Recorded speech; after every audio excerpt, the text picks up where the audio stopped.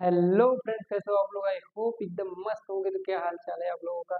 आज की जो क्लास होने वाली है वो इस पर होने वाली है कि कौन सी हर चैप्टर से कौन से मोस्ट इम्पोर्टेंट क्वेश्चन है फिजिक्स के और कौन से आपके बोर्ड एग्जाम में पूछे जा सकते हैं। ठीक है, तो चलिए वीडियो को स्टार्ट करते हैं और हर चैप्टर के मोस्ट इम्पोर्टेंट क्वेश्चन कौन कौन से आएंगे वो हम देख लेते हैं। ठीक है, चैप्टर वन।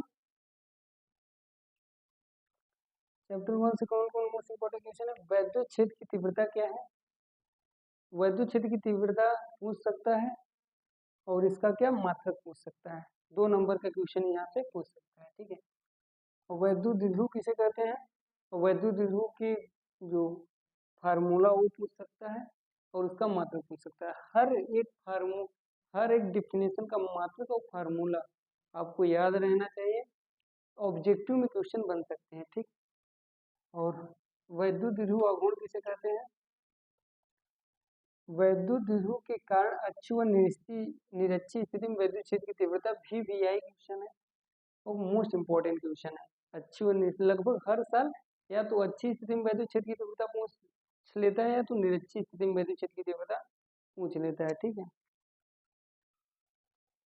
तो आपको ध्यान रखना है, जो जो भी बता रहा हूँ उसे आपको एकदम अच्छे से याद करना है। तीसरा क्वेश्चन है कूलॉम का नियम क्या है? कूलॉम का नियम किसे कहते हैं और कूलॉम के नियम का सदिश रूप क्या है, ये पूछ सकता है और कूलॉम के नियम का फार्मूला। ठीक है, जनरली ये 2 नंबर का कूलॉम का नियम पूछ सकता है। अगर सदिश रूप भी पूछ ले कूलॉम के नियम का तो 3 नंबर का पूछ सकता है। ठीक है, अगला क्या है? गॉस की प्रमेय क्या है और गॉस की प्रमेय का निगमन। गॉस की प्रमेय क्या है? मोस्ट इंपॉर्टेंट क्वेश्चन है गॉस की प्रमेय। अगर इस चैप्टर में सबसे ज्यादा मोस्ट इंपॉर्टेंट है तो कूलॉम का नियम, गॉस की प्रमेय और वैद्युत द्विध्रुव के कारण अच्छी व निरक्षी स्थिति में वैद्युत क्षेत्र की तीव्रता क्या है, भी आई। ठीक है, तो गॉस की प्रमेय पूछ सकता है, जनरली 2 नंबर का पूछेगा और गॉस की प्रमेय का निगमन भी अगर पूछ ले तो 5 नंबर का क्वेश्चन यहाँ से पूछ सकता है। यहाँ से 5 नंबर का क्वेश्चन पूछ सकता है। अगला क्वेश्चन क्या है? गॉसियन पृष्ठ किसे कहते हैं? एक या 2 नंबर का पूछ सकता है। ठीक है, पांचवा क्वेश्चन क्या है? वैद्युत फ्लक्स किसे कहते हैं? इसका डेफिनेशन पूछेगा और मात्रक भी पूछ ले तो 2 नंबर का पूछ सकता है। और इसके मात्रक क्या होते हैं? 2 होते हैं। इसका जो मात्रक होता है वैद्युत फ्लक्स का मात्रक 2 होता है। पहला मैं बता देता हूँ, पहला मात्रक होता है वोल्ट मीटर। दूसरा मात्रक क्या होता है वैद्युत फ्लक्स का, वो आपको कमेंट में बताना है। ठीक है, ऑब्जेक्टिव आपसे पूछ सकता है। चैप्टर 2 पे आ जाते हैं। चैप्टर 2 से कौन कौन से मोस्ट इंपोर्टेंट क्वेश्चन है? ठीक, समांतर प्लेट संधारित्र की धारिता क्या है और समांतर प्लेट संधारित्र की धारिता को प्रभावित करने वाले कारक। तो यहाँ से जो आपके क्वेश्चन पूछे जाएंगे, समांतर प्लेट संधारित्र की धारिता 2 नंबर का पूछे जाएगा और कारक भी पूछेगा तो 4 नंबर या 5 नंबर के क्वेश्चन बन सकते हैं। ठीक है, और समांतर प्लेट संधारित्र की धारिता उसका निगमन भी पूछ सकता है आपका। अगर निगमन पूछेगा तो 3 नंबर का पूछेगा। अगर समांतर प्लेट संधारित्र की धारिता किसे कहते हैं और इसका निगमन क्या है तो 5 नंबर का पूछेगा। ठीक है, समविभव पृष्ठ किसे कहते हैं? ऑब्जेक्टिव में बन सकता है और सब्जेक्टिव में भी बन सकता है। समविभव पृष्ठ का डेफिनेशन पूछ सकता है और समविभव पृष्ठ ऑब्जेक्टिव में भी पूछ सकता है। जनरली 1 नंबर का पूछेगा समविभव पृष्ठ किसे कहते हैं? एक ऐसा पृष्ठ जिस जो सभी बिंदुओं में उसका विभव क्या हो, समान हो, समविभव पृष्ठ कहलाता है। वैद्युत विभव किसे कहते हैं? ये पूछ सकता है। वैद्युत विभव की डेफिनेशन 1 नंबर का पूछेगा। और चैप्टर 2 से अच्छी व निरक्षी स्थिति में विभव ज्ञात करने के लिए भी आई है। जैसे कि चैप्टर 1 में पूछता है अच्छी व निरक्षी स्थिति में, अच्छी व निरक्षी स्थिति में क्या पूछता है? वैद्युत क्षेत्र की तीव्रता पूछता है। उसी प्रकार चैप्टर 2 में भी वैद्युत विभव में पूछता है अच्छी व निरक्षी स्थिति में विभव क्या है। तो सेम होता है और आपको कमेंट बॉक्स में बताना है कि निरक्षी स्थिति में वैद्युत विभव का मान कितना होता है, वो आपको कमेंट बॉक्स में कमेंट करना है। ठीक, अगर ये पूछेगा तो 5 नंबर का पूछेगा। अगला क्वेश्चन 5वां है, विभव प्रवणता किसे कहते हैं? और विभव प्रवणता 1 नंबर का पूछेगा, और 1 इलेक्ट्रॉन वोल्ट की परिभाषा आपसे पूछ सकता है। ठीक है, कभी कभी किसी किसी सेट में आप देखोगे तो 1 इलेक्ट्रॉन वोल्ट की परिभाषा पीवाई की उठा के देखोगे तो पूछा है। ठीक है, तो इसे आपको ध्यान रखना है। और विभव प्रवणता और वैद्युत क्षेत्र की तीव्रता में संबंध पूछता है। विभव प्रवणता और वैद्युत क्षेत्र की तीव्रता में संबंध क्या है वो आपको बताना रहता है। ठीक है, 3 नंबर का पूछेगा, VVI है।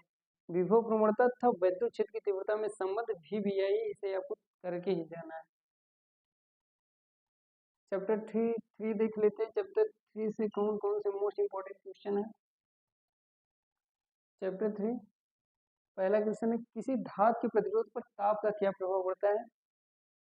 अगर ताप हम बढ़ा देते हैं तो प्रतिरोध पर क्या प्रभाव पड़ता है वो आपको बताना है। 2 नंबर का पूछेगा। ठीक है, विभव मापी और वोल्ट मीटर में अंतर क्या है? 3 नंबर का पूछेगा। 2 अंतर आपको बता देने हैं। ठीक है, और मोस्ट इंपोर्टेंट क्वेश्चन जो चैप्टर 3 से है, वनगमन वेग किसे कहते हैं? और वनगमन वेग के फार्मूले 2 नंबर का पूछेगा। और अनुगमन वेग तथा धारा घनत्व में संबंध क्या है? ठीक है,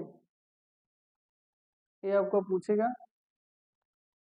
अनुगमन वेग और धारा घनत्व में संबंध तो ऑब्जेक्टिव 1 नंबर का पूछता है, तो आपको तैयार रखना है। I बराबर NI है। ठीक है, ओम का नियम पूछ सकता है, ओम के नियम का निगमन पूछ सकता है। ओम का नियम, ओम के नियम का निगमन पूछे तो 5 नंबर का क्वेश्चन पूछेगा। ठीक है, 5 नंबर का क्वेश्चन पूछेगा अगर ओम का नियम और ओम के नियम का क्या निगमन पूछे तो।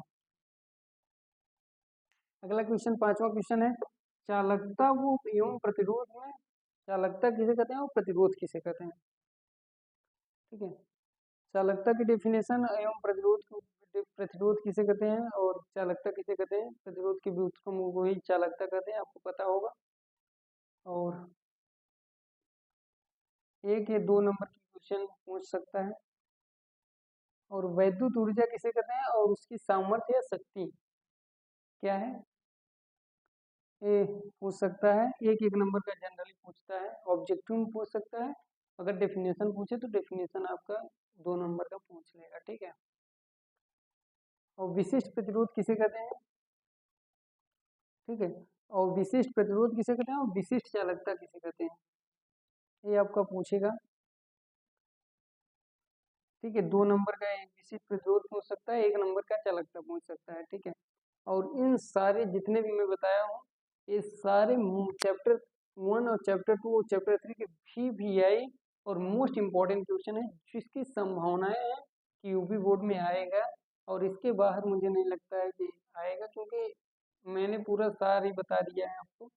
चैप्टर 1, चैप्टर 2 और चैप्टर 3 से बनने वाले सारे मोस्ट इम्पॉर्टेंट क्वेश्चन। ठीक है, अगर चैप्टर 4, चैप्टर 5, चैप्टर 6 और जितने भी चैप्टर वो सब चैप्टर के चाहिए तो पार्ट 2 में आपको ले आऊँगा। कमेंट बॉक्स में आपको कमेंट कर देना है, और इन सारे के फार्मूले आपको याद रहने चाहिए, क्योंकि न्यूमेरिकल पूछता है अक्सर 1-2 नंबर के। ठीक है, तो यही रहा। तो अगर लाइव पढ़ना चाहते हो तो 1 के सब्सक्राइबर पूरा कराओ, तो हम आपके सारे डाउट लाइव क्लियर करेंगे। ठीक है, तो यही वीडियो, अगर वीडियो अच्छी लगी हो तो लाइक शेयर एंड सब्सक्राइब करना ना भूलें, और अपने दोस्तों के साथ कमेंट में शेयर जरूर कर दें। ठीक है।